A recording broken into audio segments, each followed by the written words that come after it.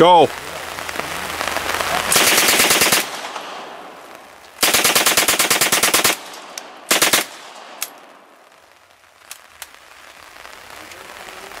Round two. Go, ready.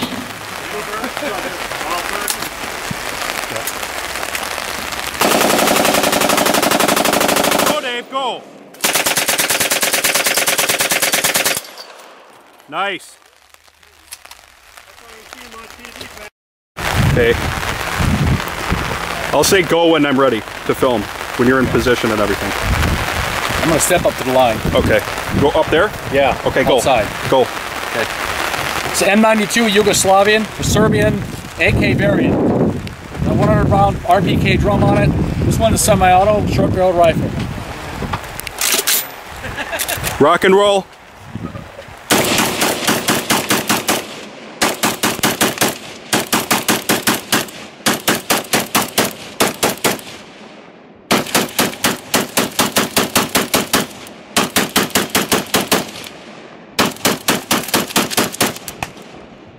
That's it, 60 rounds I had in it, that's it. Nice, Kurt, good job. That's a lot of fun. Dave, why don't you stand up there so I can get you in frame?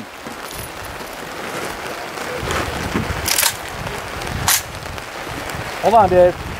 I gotta get you in frame. Hold the gun like you're gonna fire. There you go, put it out there. All right, hold on there, right there. I'm gonna start your camera here, now we'll camera film you too. Okay, the camera's rolling. Wait.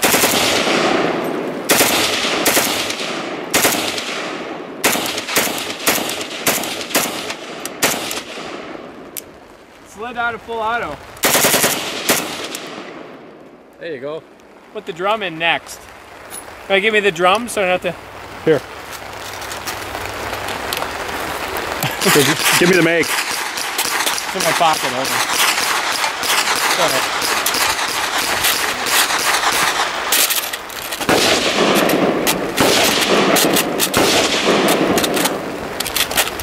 Here, you want? Rock it in. There you go. Got a cut. There you go. Okay. Charge and load. I think that was a live round.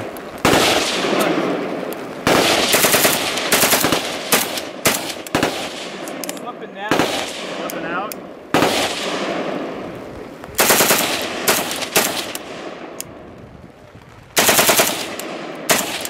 Yep, slipping.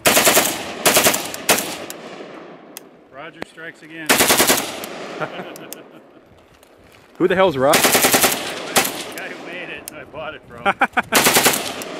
Well, you know why? You want to know why? Why? Bolt's hitting this and knocking it down. Oh yeah, that's pretty obvious. He didn't build that right. Auto like that? I didn't try it. I don't Oh, let me get away from it. I don't want to get brass in the face.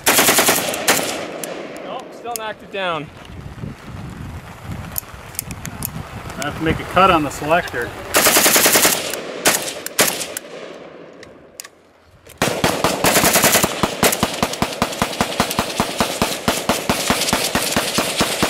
That's enough of that. She's empty, right? Your thumb's bleeding, Dave. Well, it's all that beat up. You're playing with all the sheet metal. See, that's, like you say, this is on full auto. Yeah. Well, that's not good. No. Whoever, that's the wrong, he's got the wrong selector. Got the wrong selector on it. Yep. And the thing is, though, you cut out that selector, it's not going to cover the port on the side for a shield, you know, Yep. for a dirt shield. Yep. That's a really nice barrel on that. Yeah, It's hot, that guy was sitting together on the way. Okay, well, not very good guns. Go.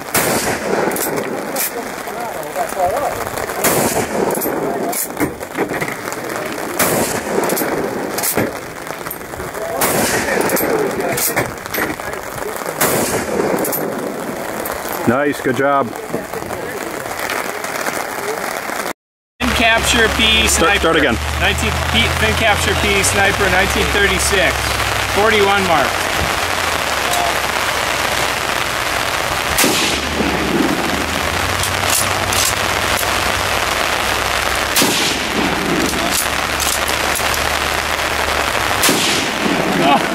Oh, the blammo. Here, do a close-up of it.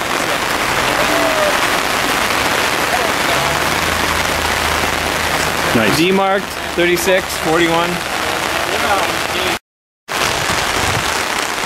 Okay, so from left to right, we got the Bushmaster AR-15, Glock 22, chambered in 40 S&W.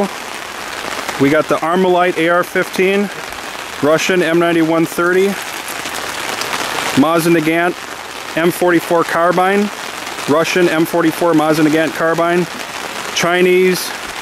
We got over here. We got the Chinese SKS, Swiss K31, World War II Swiss K31, chambered in 7.5 by 55. Okay, I can never remember that. Mosin-Nagant revolver, Russian Mosin-Nagant revolver from World War II. We got the Russian M90, another Russian M9130.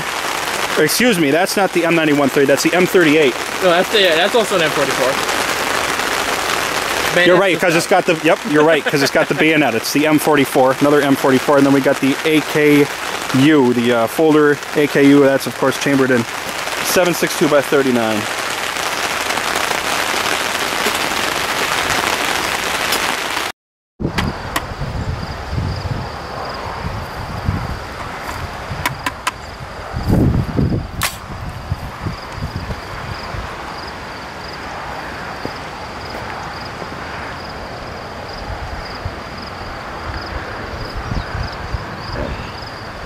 Is it going? Yes.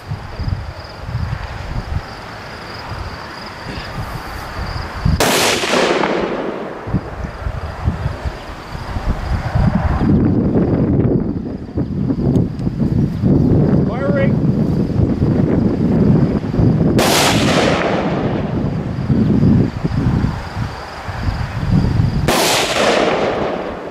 Is it shooting high, low, I left, think you're right? going over Can't it. tell. I don't even see the Look dirt. at the spotting scope. How's it shooting? Tell me.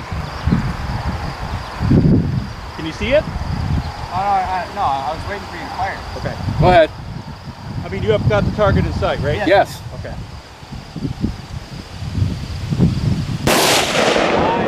About 8 inches high. Okay. Just a second here. Let me adjust the windage. You were hitting about halfway between that top VCR and the car, right in the middle. Okay. I'm adjusting the windage here. Elevation. Elevation. Excuse Yeah. me. You're right. And, Elevation. okay, then I guess you were just a tad to the right also. What now? Yeah, you hit that top. Top VCR's hit. 2 inches high. Okay. Right to the left is the Tannerite. Is that right on? Yeah, you were too high.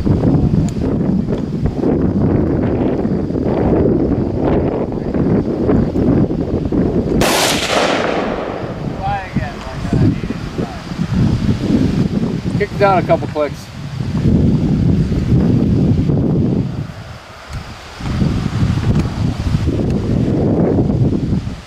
Okay, I got the elevation all the way down to 0. Wow. It's All right. zeroed out at 6.3 here, so this might be right off. Let me know. Knock that top VCR out so you guys are like 3 inches high again. 3 inches high. You just hit the top, you just like went through the top of it, so you're like 3 inches high. Okay. Yeah. That's as far down as she goes, so it should be right on.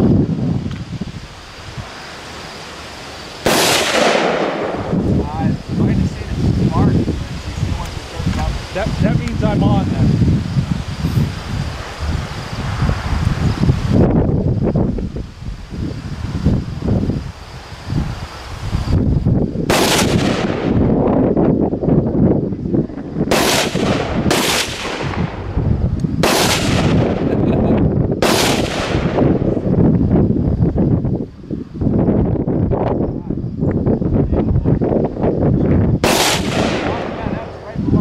Right below.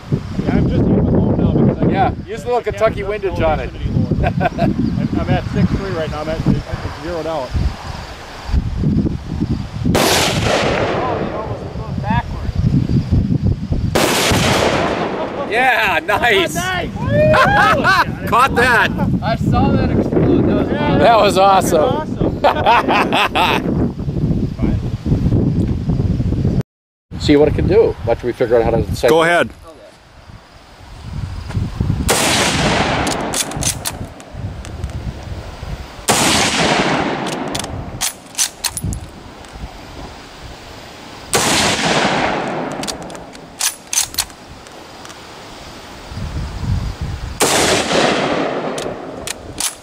Cleaning things come out again. Yeah, it is. Clean rod fell out, yeah.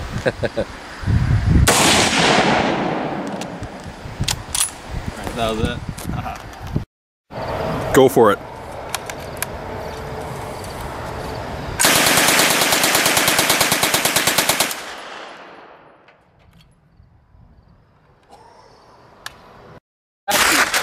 This one is, all the MP40s were modified so that they have a locking thing. You can lock it when you're carrying it so it doesn't fire when you drop it. This one is originally the way it is on the factory, and thus it's the rarest one left. It's the only one that didn't get safety upgraded. But it's heavier than it looks. It's basically a spring with a tube. So you can go ahead and put your hand on that, and you hold it right here. Okay, go for it. Muscles here and here. Okay, your forward arm muscle should be stiff so you can control it because it's going to change the angle. Bring your other elbow down. Yeah, stiffen your muscle here and here so you can control because it'll want to popcorn all over the place. Kurt, bolt moves. Kurt, does he have shell casings in his ears? Yes, he Jesus. does. We were just wondering about that. God. Here, wait. The nice thing about this is not loud enough to worry about earplugs too much. It's a machine pistol. So That's funny. It works. Okay, go. Not very well.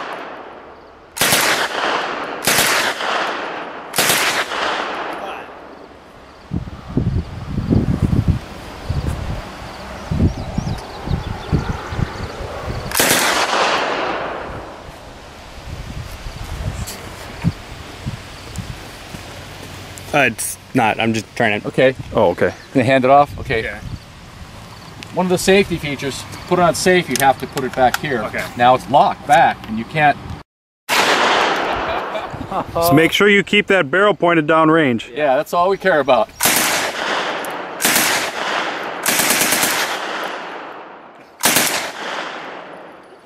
And it's empty, see? Now here's what we do to check to see if it's empty. Pull it back, you look inside, see there, nothing in the that hole, nothing, then it's good. Then you just put the done. Go ahead. Okay.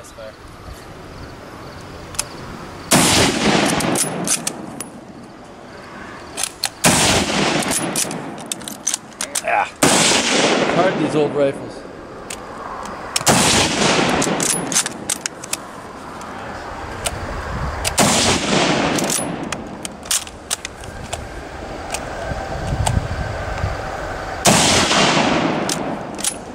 That's it, all 5.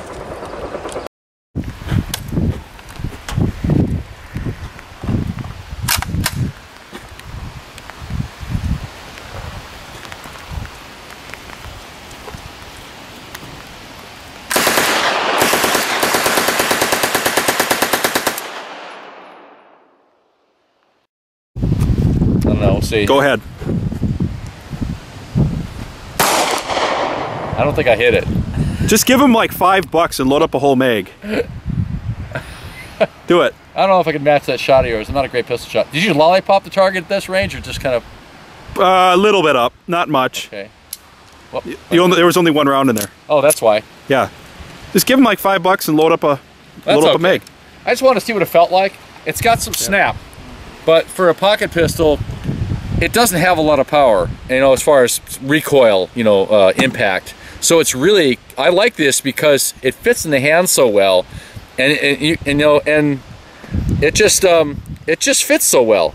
You know, I have small hands that are stubby, so for something like this, as a pocket pistol, is ideal. What I heard online is that it's basically a improvement over the Kel-Tec design, and then you've got more trigger space here. That does make a difference. It's a lot more smoother, way more smoother of a finish on it. I like the finish on the Ruger a lot more than the Kel-Tec. Yeah, for pocket pistol, I would have reached for an old classic like a Walther PPK perhaps to start off with, but I like how this feels.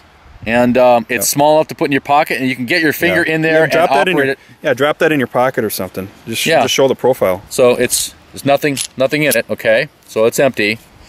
And it just sits right there, and it hardly opens your pocket up. I mean, you would never know what it is until you draw it out. It's easy to draw. So it sits in the pocket. I like how it shoots because it was light and it was controllable. Yeah. And I suppose with really practice, you get better with it. Well, like I said, like he said, actually, he's never had that feeding issue happen. No. I just loaded 1 round in the pistol. I just said I wanted to shoot it because I hold 6 rounds. I was considering. Yeah. I was considering the Kel-Tec 380 or the Ruger, and I'm kind of steering away from the Kel-Tec. But I just asked him to put 1 round in the Ruger for me, and I didn't really rack the slide back very hard, and there was a failure to feed there. But I took the magazine out, reloaded it, racked it hard, and I was able to hit the car.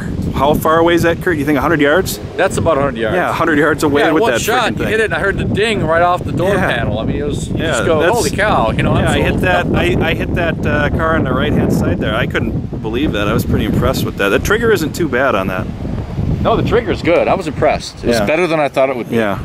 Usually they're pretty stiff for being pocket pistols and want to be safe. That thing had, you know, a good feel to it. You could feel when it was going to go off. Yeah, I like it. I really like it. Why don't you blow a mag through that? I got 3 in here. I'm saving my last one. Okay. I'll do that though. All right, hold on a second. Let me put my ears in. Okay. This too, you can see when the bullet's in there. Yeah, it's a loaded chamber indicator, like on a Glock. That's there. Sweet. Okay. I never noticed that before. Yep. Is that sticking out there? No. Well, you can see through that, so that's a just, loaded chamber indicator in and of itself, kind of. Alright, here's 3 shots.